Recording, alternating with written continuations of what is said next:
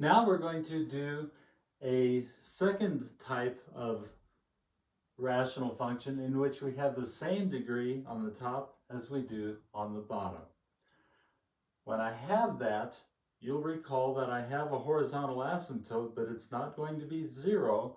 It's going to be 1 or some other number, basically whatever the coefficient in front of this x squared is divided by the coefficient in front of this x squared. In this case, it's going to be 1. I can show that to you real quick. If I do the polynomial division, this becomes x squared plus 0x minus 4 divided by x squared plus 0x minus 16. I ask myself, what do I multiply x squared by to get x squared? The answer is 1. I put the 1 right there, and I really am done as far as finding out what my horizontal asymptote is, because that's it. So let's just write our information off to the side. Horizontal asymptote at y equals 1. My vertical asymptotes are going to be where my denominator is equal to 0. Let's just factor both sides right, or both top and bottom right now. X squared minus 4 becomes x plus 2 times x minus 2. X squared minus 16 is x plus 4 times x minus 4. This tells me that my vertical asymptotes are where this is equal to 0. Here it's at when x is minus 4. Here it's when x is plus 4. So vertical asymptotes at x equals minus 4 and x equals plus 4. I have a few more bits of information I can get, and why not? Where are my zeros of my function? They are when the numerator is equal to 0. Because if the numerator is equal to 0 and the denominator isn't, then this function value for g is 0, which is what I want. Well, that happens when x is equal to minus 2 and when x is equal to plus 2. So I have it, and I'll just write out the points. Minus 2, 0, and plus 2, 0. One other thing I can do is find out what g of 0 is. That's an easy plug-in. Put 0 in the top, and I get 0 squared is 0, minus 4 is minus 4. 0 squared on the bottom, minus 16. So I have minus 4 over minus 16. The minuses cancel. 4 divided by 16 is 1/4. So let's just write that. I have the point 0, 1/4. I really am ready to graph. Oh, one more thing. Multiplicities. The multiplicity of this 0 here is equal to 1. I only have one of these terms. Same with the other one.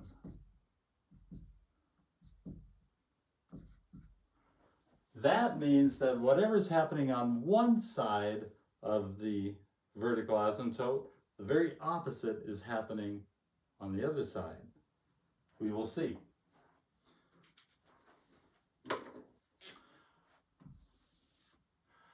Here's my coordinate axes. My horizontal asymptote is at y equals 1.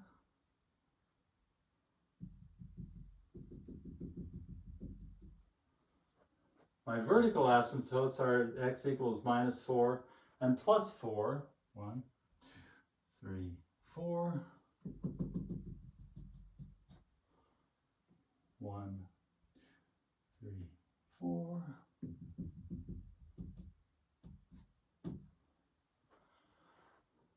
My zeros are at minus 2 and plus 2.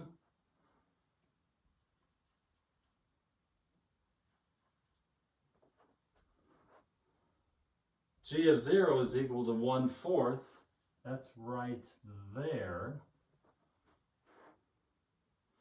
I don't have any other zeros. I don't have any other place where this function crosses the x-axis. These are the only two.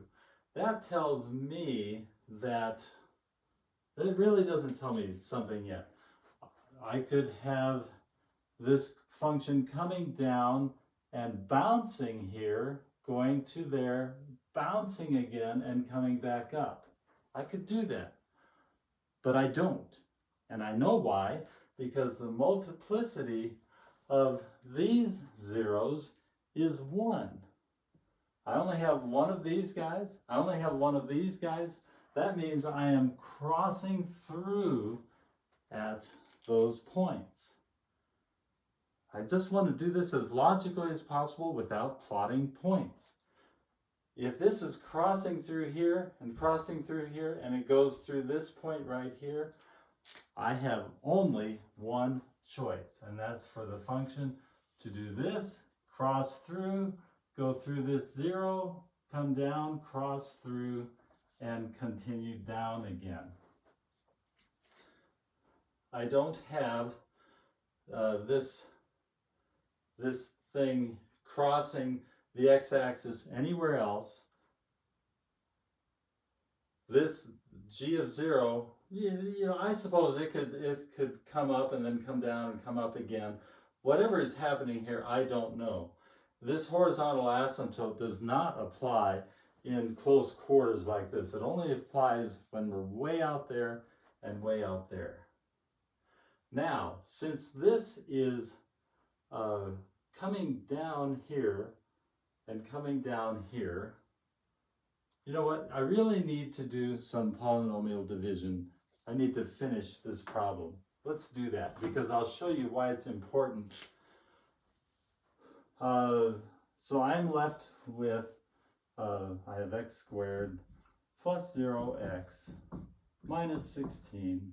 Draw my line, change the signs, add, and I get wipe out, plus 12. That's my remainder.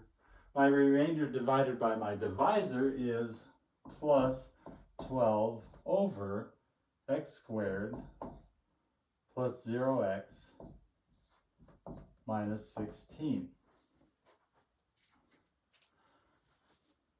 When I have 12, basically when I'm past x equals 4 on this side, this number is going to be positive because 4 squared is bigger than 16, or I'm going to have a number bigger than 4. Squaring it is a number bigger than 16, so my remainder is positive here. That tells me that I'm always going to be, it doesn't matter where I am, I'm always going to be a little bit higher than this line, and so I can simply draw this line. Now I'm thinking the same thing is going to happen over here, but I don't know. Let's look and see what happens when x is minus 4, this way of minus 4, say minus 4.5. Minus 4.5 squared, that square makes it positive.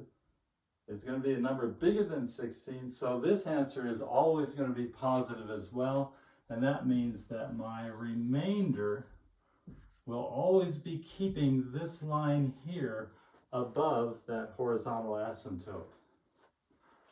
I think I'm done, and I've done it by simply looking at my polynomial division, getting my horizontal asymptotes, my vertical asymptotes, determining their multiplicity.